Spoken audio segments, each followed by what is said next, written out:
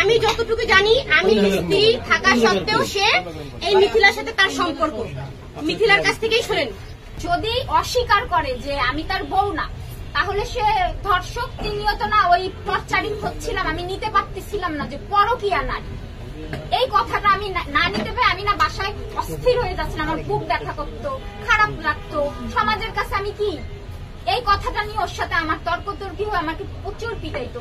রিয়ার সাথে রিয়া আমার ফোন দেয়, প্রথম ফোন কিন্তু রেকর্ডিং হয়নি। এই গুজব ছড়ানোর পিছনে এক নম্বর মূল হাতি হলো রিয়ামণি। রিয়ামণি বলতেছে আর আমাকে ফোন করে বলে, তুই আমাকে বাদ দিয়ে 10টা বিটি ছেলে নাচ গান করবো, তোর ব্যবস্থা করতেছি, তোর 14 শিখে ভরে রাখবো। মেয়ের নাম হল মিথিলা, আপনারা সবাই জানেন। এই মেয়েটা একদিন পর পরই সে লাইভ এসে কান্না কেটে করে করতেছে।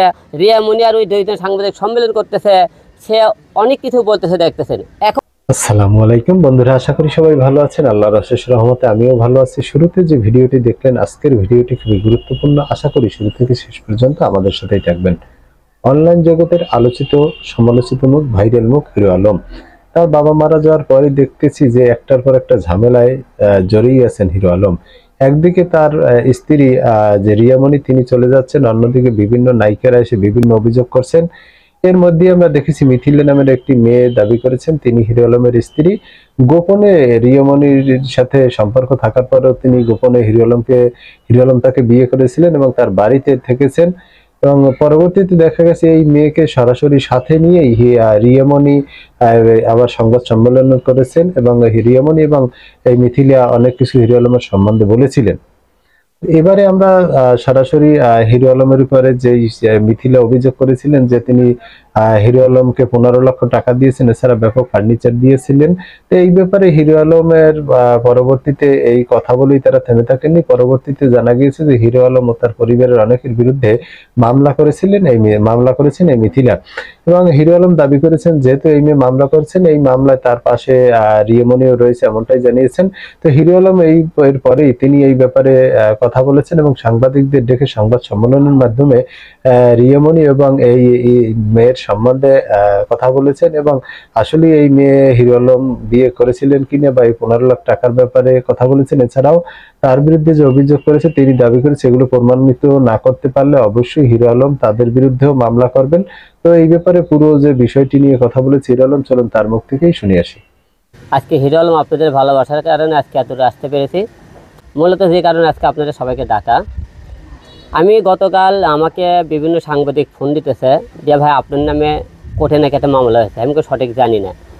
তো আমি আজকে সকালে মনে করেন কোর্টে যাই, আমি মামলার একটা নথি ওঠাইলাম যে কি আমার নামে নারী শিশু একটা মামলা করেছে। মামলাটা নারী শিশু এবং ধর্ষণ মামলা করেছে, আপনারা সবাই দেখেছেন। তা আমার প্রশ্ন, যে ব্যক্তিটা আপনারা মামলা করেছে সেই ব্যক্তির কিছু কল রেকর্ড আপনারা সাংবাদিক ভাইরা সবাই নিয়ে যাবেন।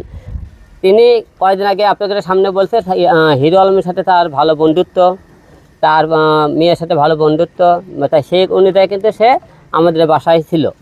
তো আমার বাবা যখন অসুস্থ হয় সে 2 মাস সে 32 দিন সে ঢাকায় আমার বাবার সেবা করে এবং 2 মাস সে আমাদের বাসায় সে ভাড়া ছিল। ভাড়া থাকাকালীন আমার বাবার সাথে তার একটা ভালো সম্পর্ক, মেয়ের সাথে সম্পর্ক হয়, সেই অনুযায়ী সে আমাকে হসপিটাল ছিল। এখন তিনি যে আপনি বলেছে আমি তাকে ধর্ষণ করেছি, কয়েকদিন আগে মনে করেন বলেছিল সাংবাদিক সম্মেলনে, তাকে জিজ্ঞেস করেছিল যে আপনি হিরো আলমকে বিয়ে করেছেন কিনা। কোথায় হ্যাঁ বিয়ে করেছি, তা বলছিল আপনি কাবিলনামা দেখান। সে কিন্তু কাবিলনামা দেখাতে পারেনি। কোথায় আপনি দেলমোহর কত, কোথায় 101 টাকা, তো 101 টাকা সেটাও কিন্তু বলাতে পারেন। এখন যে ব্যক্তি একের পর যে গুজবগুলো ছড়াইতেছে, আর এই গুজব ছড়ানোর পিছনে এক নম্বর মূল হাতি হলো রিয়ামণি। রিয়ামণি বলতেছে আর আমাকে ফোন করে বলে, তুই আমাকে বাদ দিয়ে 10টা বিটি ছেলে নাচ গান করবো, তোর ব্যবস্থা করতেছি, তোর 14 শিখে ভরে রাখবো।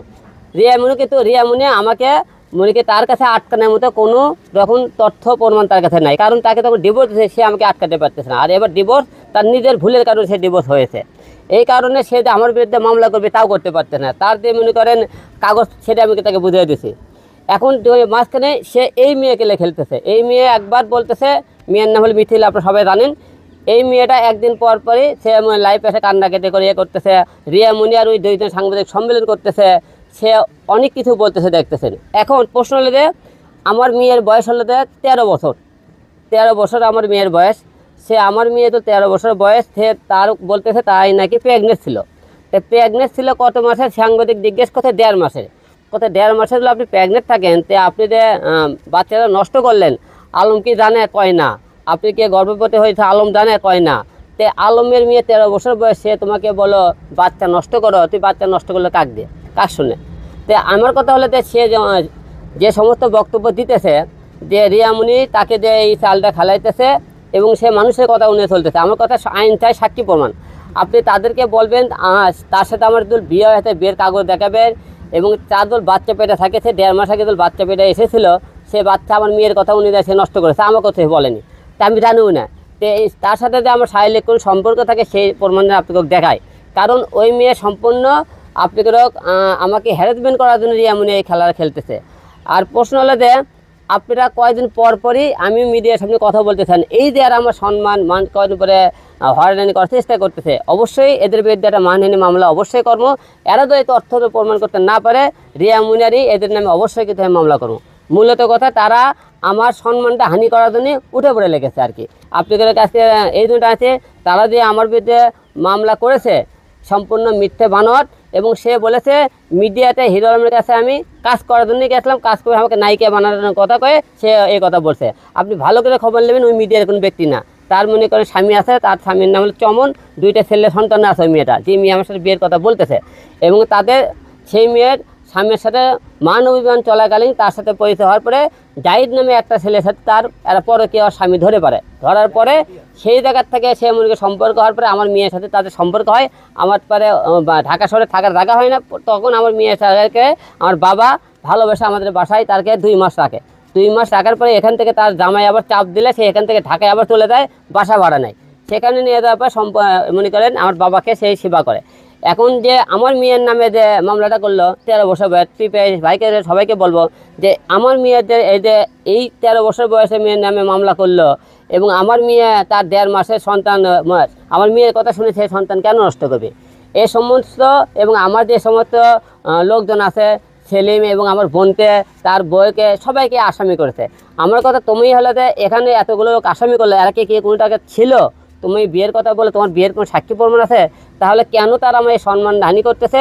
আর সম্পূর্ণ একটা শ্রেণীর লোক আগে থেকে হিরো আলম হ্যারাসমেন্ট করার চেষ্টা করতেছে অনেকভাবে, কিন্তু অনেক টাইমে তারা পারতেছে না পারার কারণে তারা করতেছে কি, এই রিয়ামণি কালকে দেখবেন মনে করে লাখ লাখ টাকা, আজকে দেখবেন কালকে দেখবেন অনেক টাকা দেখাইতেছে আপনাদেরও। এই টাকাগুলো সম্পূর্ণ ফেসবুকে উঠে আমার এতদিন যে ফেসবুক ছিল তার কাছে আমি নিজে ফেসবুক না করে তার নামে যে ফেসবুকগুলো করছে সেই টাকাগুলো তোলা থেকে বাইরে গাড়ি দেখায়, এবং সে বলে ঢাকা শহরে নাকি 6 তলা বাড়ি আছে। সম্পূর্ণ মিথ্যা কথা বলে ঢাকা শহরে বাড়ি থাকে। আর 2 বোন বাড়ি ডান্স করে এবং মনে করছে আমার বাবা বিজনেস করে, ওর বাবা 2টা গরু কিনেছে, 2 বোন সে গরু চড়ায় বাইট বসতে, আর কয় হলে যে বিজনেস করে। সে এই দেশ মানুষের একটা বাকওয়াস কথাবার্তা বলতেছে, আমার নাকি সম্মানহানি করার চেষ্টা করতেছে। অবশ্যই এটার জন্য তাদের বিরুদ্ধে অবশ্যই আমি আগামীকাল ঢাকায় যাব, ঢাকায় গেলে তাদের বিরুদ্ধে ব্যবস্থা নেব। আর এই যে মিথিল একটা বিষয় আপনি কি ভাবেন? এই যে 15 লক্ষ টাকা আপনি বলতেছেন তাকে হচ্ছে ছোট পর্দায় নায়িকা বানানোর কথা বলে 15 লক্ষ টাকা ধার নিয়েছেন, এটা কতটুকু সত্য? আসলে ওই তো মিডিয়ার লোকই না, তাকে 15 লাখ টাকা সে তো মনে করেন বাসা ভাড়া দিবে পারে না। ঢাকা শহরে তখন বাসা নাই, তখন তো টাকার অবশ্যই আমার বাসায় আসে ভাড়া থাকছে, সে 15 লাখ টাকা সে পাবে কোথা থেকে? 15 লাখ টাকা দেখলে তো সে দিতে পারবে। আর 15 লাখ টাকা যে আপনাকে মিডিয়ার সামনে বলতেছি, 15 লাখ টাকা আমি যদি নিয়ে থাকি সাক্ষী প্রমাণ দেখাতে পারে, তাহলে অবশ্যই 15 লাখ টাকা আমি দিয়ে দেবো, সে সাক্ষী প্রমাণ দিতে পারলে। যে কোনো জিনিসই যদি মনে করেন বিয়ের কথা বলতে পারে, সে বিয়ের কাগজপত্র যদি দেখাতে পারে, তাকে আমি বউ হিসেবে গ্রহণ করে নেবো। সে যদি মনে করেন যে সমস্ত কথাবার্তা বলতেছে সে যদি প্রমাণ দিতে পারে, আমি আপনাদের মধ্যে কথা বলতেছি, আমি সব কথা আপনাকে আইন আদালতে যে শাস্তি হবে মাথা পেতে নেবো। আদল এই সমস্ত কথা সে প্রমাণিত না করতে পারে, তাহলে কিন্তু তাদেরকে কিন্তু শাস্তি হতে হবে। ওরা মনে করে ধর্ষণ মামলা তো সোজা না, এখন ধর্ষণ মামলা সরকার নিয়ম করছে, কেউ তো মুখে ধর্ষণ করে, ছেলেটা যত অপরাধী মেয়েরও তো এতটা অপরাধী। এখন সময় 2 জনের মনে করে খালি মামলা করলে না, মামলা তো অনেকে ধারা জানেন না। তো বন্ধুরা, আমরা হিরো আলমের পুরো বক্তব্য শুনলাম এইসব বিষয় নিয়ে, যে তিনি সংবাদ সম্মেলনের মাধ্যমে যেটা জানালেন। অবশ্যই আপনারা আপনাদের মূল্যবান মতামত কমেন্ট বক্সে কমেন্ট করে জানাবেন, এবং নিয়মিত আমাদের সকল ভাইরাল ভিডিও পেতে আমাদের চ্যানেলটি সাবস্ক্রাইব করে আমাদের পাশেই থাকবেন। ভিডিওটি ভালো লাগলে লাইক করবেন, শেয়ার করবেন। দেখা হবে আগামী ভিডিওতে। সে পর্যন্ত ভালো থাকবেন। আল্লাহ হাফেজ।